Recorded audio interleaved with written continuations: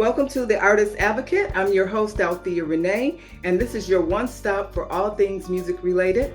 Today, we have our guest is entertainment attorney Richard Jefferson from the M.E.T.A.L Law Group. Welcome, Richard, today to my show. Hey, Althea, how you doing? I'm good. I'm so happy to be able to have you and be able to talk about some things. And I know a lot of artists coming up really are interested to know about how the law today pertains to artists, with everything, all the changes and everything. So just want to get into maybe just give us a little bit about your background. Okay, well, I actually started in music as kind of helping out a management company when I used to live in Florida. So it was pretty interesting because it was a lot of fun. A lot of fun happened. We had some big hits. I worked with 95 South, 69 Boys, some of those hip hop groups that were like doing really good, but they weren't getting paid the way I thought they were supposed to get paid. I mean, they were just getting like these really small checks for you remember Tootsie Roll, right? I mean, that was like a huge hit. Yeah. It's but then, it came out like I started reading their contracts and I just didn't understand how we were not getting paid, but we were very successful. So that's kind of where my path started as an entertainment attorney, because I wasn't an attorney at the time, but I wanted to figure it out, and I just dealt with a lot of other artists that they were successful, their music was successful, but they just weren't making any money. So I was, at that time, that was like 1996, 97. So then I decided to go to law school, I mean, I can go back. My undergrad was actually, I started at Ohio State back in 1988, and then I moved down to Florida. So from there, I prepared myself to go to law school, and it took a couple years to get that together, take the LSAT and all that. I decided to move out to LA and went to an accelerated law school, but then I also worked at Virgin Records. Oh, so Virgin Records gave me Virgin gave me a lot of good experience. I started as an intern there, and then I turned into an associate, and I even was a manager for mechanical royalties while I was there. Okay. And again, the same theme, artists were getting screwed. I mean, that was just kind of the consistent theme I kept seeing through my path. So I knew I was on the right path. My journey was the right one, because I really wanted to help artists. That was kind of my premonition. My family is very musical, and my father was an opera singer actually, and oh, wow. He was very involved in music. So I always loved helping artists. So and I'm trying not to make this too long, but to fast forward, I started working at some larger law firms when I first got out of law school, and kind of learned a lot about intellectual property, copyrights, trademarks, and even like corporate stuff like mergers and acquisitions. And then I stumbled upon this small little article in Hollywood Reporter that wanted just a paralegal / attorney. And this was before I passed the bar. I had taken the bar. I was looking for a position. And I was just looking for money. So I walked into the office, and it turns out this guy represents Master P and No Limit Records and Slip and Slide and all these like little indie hip hop labels. And it was just like it was divine intervention, because that exactly was kind of what I was looking to do. I wanted to help small independent labels. So you always wanted to do entertainment law? Yeah. Ever since I was kind of unhappy with the career I chose after undergrad, and that was I was an engineer before, and I worked as an engineer during the day. But I always had a passion for music. I always wanted to do something in the music field. I'm an artist, but I'm not that type of artist where I was gonna make it. So I was like, well, what else can I do to get into the industry? And then kind of backed into being a lawyer, because lawyers touch on everything. Yeah. So from there, I just honed my craft. I tried to get experience and ended up opening up a firm with a guy I went to law school with. At the time, it was called Fagerholm and Jefferson. It was John Fagerholm. And we had a great run for like 17 years until COVID. COVID kind of changed things up, and we broke up the firm. But I'm continuing on with my current clients, and I'm starting to build a kind of another firm. It's called M.E.T.A.L IP. So that's kind of where I am now. So that brings me to my next question, which is, how did the pandemic for you really, or how do you feel that it's changed the music industry in terms of from an attorney point of view and representing artists, and has that changed a lot, like drastically, and in what ways? Yeah, the pandemic there was change going on already in the industry before the pandemic. I mean, everything was kind of changing over. This was kind of the second cycle. The first cycle was, very music focused. The contracts were very focused on music. The promotions were focused on music. And that was kind of like the early 2000s. As we moved into like closer to the pandemic, things were obviously switching over to streaming. And that made the income for music very small. I mean, the streaming royalties were never equivalent to selling a CD, right? I mean, it completely changed the industry, and a lot of people a lot of labels started to see that, and they shifted their contracts from focusing on music to focusing on everything that surrounded music, like endorsement deals, fan clubs, anything that they could monetize and kind of use music as almost like a promotional tool. So it was very interesting to see, because all this great music was getting out there, but the labels weren't valuing it. They weren't valuing it. They were more interested in this entire personality type of thing, like social media. Right. Personalities. I mean, a lot of the current artists that I deal with now, their music is not the focus. The focus is their big personalities and their followings, and all this other stuff, so they can get endorsement deals and everything else that's gonna kind of come their way as an entertainer versus just a musician. And I've seen that change over to Well, I noticed that with in particular vocalists. I think we can all see that the strongest vocalists certainly are not the ones getting paid. They definitely have to do other things. It's people who really aren't even vocalists or aren't even rappers. So I think that's really hard to navigate, because I came up where it was your talent that you had to show that you were talented, and artists like myself, you kind of get lost in that if you put out all of this content and nobody cares, because all they care about is if you do something silly and you get 1 million views, go viral. Well, it's trickier, but and it's exactly true what you're saying. It's like the pure artist is not shining through, because you've got all this nonsense coming through that people seem to gravitate towards, and I don't know why. But there are very few that are walking that tightrope of because they're very good personality and they also have good music, and they're able to kind of like pivot and make this work. So I mean, that's kind of what I deal with a lot of legacy artists and people who have, they come from the old school, and live performance is kind of like a focus now, because you make more money performing live.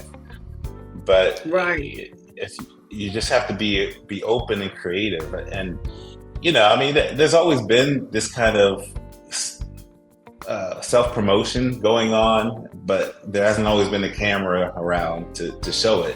So now some of the other older artists or artists that are trying to take advantage of these platforms, they're just filming a lot of the craziness that went on. I mean, I tell people all the time. I mean, this industry people think it's crazy now, but it's always been crazy, right? I mean, it's ever since the beginning of time that there have been some crazy antics going on, but you just hear about them through stories. But now you're seeing it through videos, TikTok and Instagram, and people are filming everything. So people would you say that artists don't need a label anymore? And if so, why would you need a label? It's a great question, and I'd have to approach it in two different ways. Technically, no. Technically, you can do everything. You can release your music. You can promote your music. You can get distribution. You can get on Spotify. You can get on all these platforms. The unfortunate thing about the industry now is the labels just they're not letting go. So they've taken over all those. They have a majority stake in Spotify and Apple Music, and they have deals with Amazon. So they're still getting the same priority treatment that they were back in the day, like placement. Like if you've got promotions that are coming out, they're always going to be the ones that pop up when you log on. It's just like back in the day when we had CD placements in record stores. Half your audience doesn't know what a record store is, probably. I mean, it's but that is the same concept. It's pop-up ads. It's promotion. It's cross promotion. So from a label standpoint, they're doing the same things, and for some artists, it does make sense, but not for all artists. I think the independent artist has grown to where they can do everything, and they can make a living off of not being signed to a label. And I love that it's evolving like that. It's really good to see.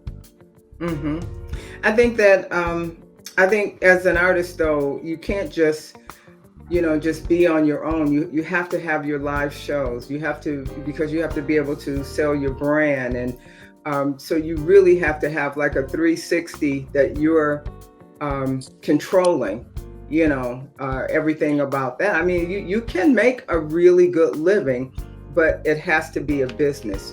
It cannot be, a hobby. You do it sometimes, but you don't follow through. It has to be every day. Social media, shows, product, personality, like you said, personality, it has to be all of that. So how important, I would say, are licensing deals and retaining your ownership? And if you do get a record deal and owning your masters, is that something that you should really say, hey, that's like a deal breaker, that if I do sign, these are the things that I would have to have in this contract. I would have to own my masters. Well, I mean, you have to have some pretty heavy leverage to get 100% ownership of any kind of masters. I mean, that's okay. Yeah, I mean, we hear about those deals, and we hear about artists that have been able to achieve that goal, but it's usually someone like Beyonce or someone who's already kind of proven themselves, and they already have that leverage to say, I know you want me on the label, so these are the terms. So that's the first thing. But I am starting to see more co-ownership of masters, and that's, in my opinion, probably a really good situation that you could be in, because then both parties have vested interest in promoting the music and making it work, and that's how they can use both of their platforms to make the popularity of the work. And even back in the day, I mean, I did a lot of it was publishing deal versus a co-publishing deal. I mean, I always stress to do the co-publishing deal, because again, the publisher, if it's a publishing deal, they're just going to give you money and you'll go away, and you won't make much off it. You'll make the little percentage. But if it's a co-publishing deal, they're still going to want to make money, so they're going to push your music, and then everything that they get, you're going to get, and then everybody's happy. So I think I would. Now that I'm seeing it now with masters, it's the same concept. Just like you want those masters to be at the forefront of their mind. So if you have 50% ownership, you're going to benefit. greatly on that. So I've been reading lately where some of the big name artists with writers who are writing, they're taking credit for writing songs that they didn't write, for like taking credit for co-writing when they didn't write any of it. And the writers are feeling like, why should I give up 25% of my writing when they didn't write any? They weren't even in the room when it was being written. You know? Well, I mean, that has to be a deal. That that has to be something that they've written and entered into. And they can't just claim that you wrote something and there not be some kind of negotiation that went on. So I mean, that goes on with producers. That goes on with every aspect of it. There are plenty of ghost writers, ghost producers that are just trying to get on. So they're very good, like an excellent artist or the excellent writer won't get the opportunities that someone who already has their foot in the door has. So that's where those deals come about. They'll say, okay, I'll give you 100% of this song, or I'll write the 100% of this song, but if you take it to the label, I'll give you 25% of the writer's credits. And that's kind of how that works. Okay. I mean, is it right? I don't know. That it's one of those. It's always been like that type of things where it should change, but that's just how the industry is. And again, it goes back to the structure of the labels. They're still their structure is still in place, whether you see it or not. It's still driving the business, so you still have to kind of deal with, And I have one more question too. So it used to be, where it was like you could use 4 bars of like a beat, or is that still a thing? Oh, for not clearing it, you mean? Yeah, like you could use 4 bars of someone's song, the beginning of it, and then write another song. Is that plagiary? No. That was like what they called fair use, kind of a fair use argument for copyright purposes, where you're allowed to kind of use kind of de minimis amount of someone's music. That's actually, it's been it's been like probably since the early 2000s when lawsuits came down and kind of wiped that out. So I was actually involved in one of those big lawsuits where one of my clients had sampled someone's music, very, very small amount, and it got caught up in a huge lawsuit that kind of where the industry asked the courts to kind of decide it. It was Bridgeport was the company. It was a publishing company, and they didn't like that people were like taking snippets of their songs. Yeah. So now it's the absolute. You have to get a license for every little sound, and even I'm sure you've even read about all the lawsuits that have come about with. I try to keep up with it. Tracy Chapman. Tracy Chapman. The Blurred Lines decision. Desiree. Dark Horse with Katy Perry. I mean, all these were kind of based off of not even sampling, but they were kind of like interpreting someone else's music. So there's a very, very red line now about you can't take anything from anybody's music. It has to be licensed. Okay. So, and then I know a lot of no, go ahead. Oh, I was just gonna say, I think I lost my train of thought. I was gonna run off on a different kind of tangent, but don't worry. Okay. So a lot of times when writers are in the studio or they're writing and somebody will say, hey, it might sound cool if you did this here. And they say, okay, well, you just let somebody write on your song. And later when you say, oh, you didn't write out, no, if they put one note or gave one idea on that song. And that's going to drive home the main point I always tell artists is that you have to get a split sheet signed. When you guys are done with the song, you got to get all the percentages that you guys agree upon, put those down, has to add up to 100%, and then you guys all have to sign that sheet.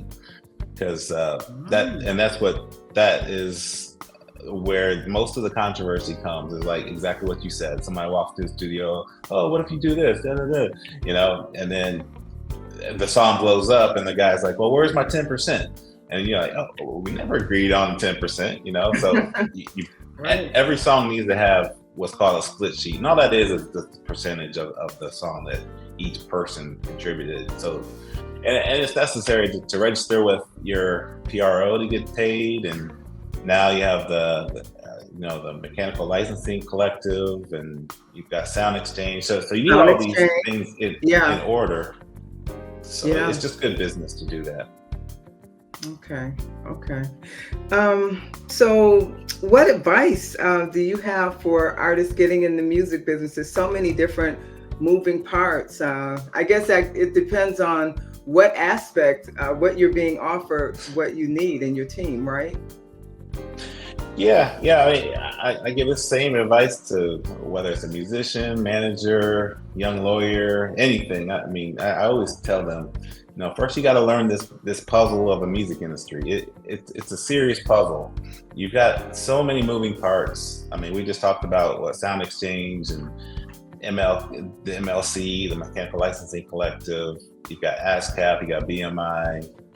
You've got labels. I mean, you've got to learn how all these pieces come together, because it's less legal and it's more business wise. Like, if you're not doing your business properly, you're not going to get paid, and no one's going to tell you you're not getting paid. You have to go find out that you're not getting paid, right?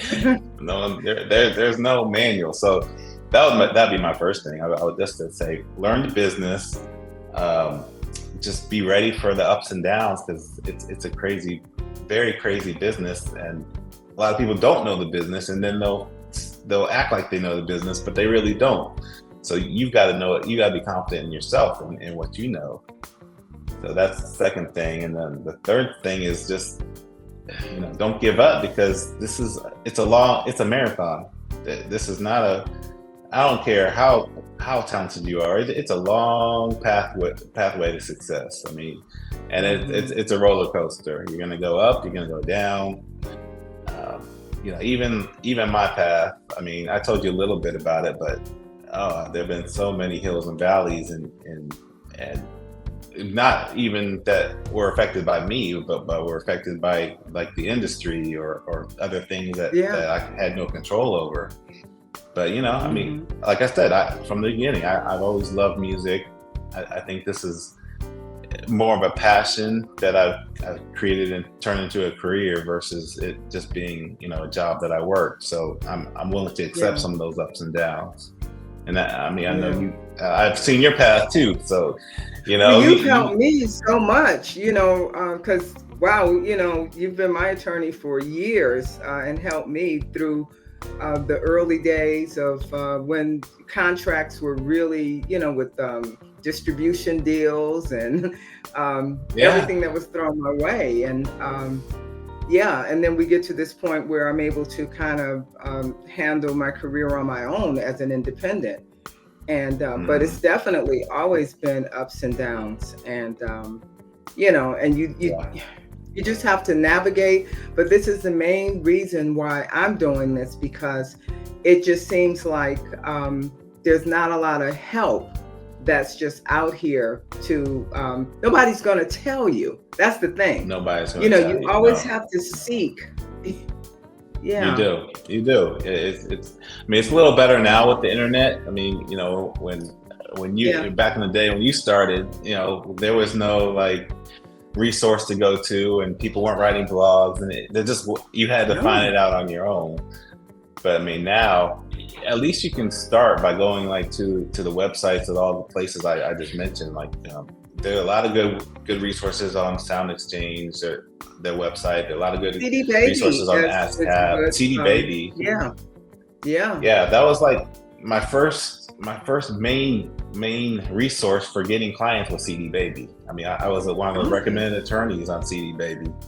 So people would just come to me from that site. So I love CD Baby. I owe them a lot from the start. There's SoundCloud. I mean, there's a lot of good information on the site if you dig down through it, and it will help you kind of understand the different parts of the music industry. Yeah. Well, I know you've done different podcasts throughout the years and gotten information out. to people as well, and probably helped a lot of people, as well as, through all of your endeavors with media and just different aspects of, the business. So we appreciate it. I try. Oh, well, thank you. I try. I mean, a lot of videos, some of the information gets old fast as the industry shifts. So, that's another thing. You have to keep up on get the register to get the feeds and everything, because things change fast here. Yeah, I think the biggest change for me personally has been from CDs to now USBs to not selling anything. Yeah, I mean, if you don't have live shows, you're pretty much not selling anything. And people are only buying your merchandise because they came to your show and had that experience of hearing your music and kind of being in the moment of you, Mm-hmm. And so other than that, yeah. No, you're right. I mean, another very niche, lucrative area are music libraries. I represent a couple of music libraries that do licensing, like micro licensing for not only TV and film, but for like YouTube videos and things like that. That's probably where I see a pretty steady flow of income.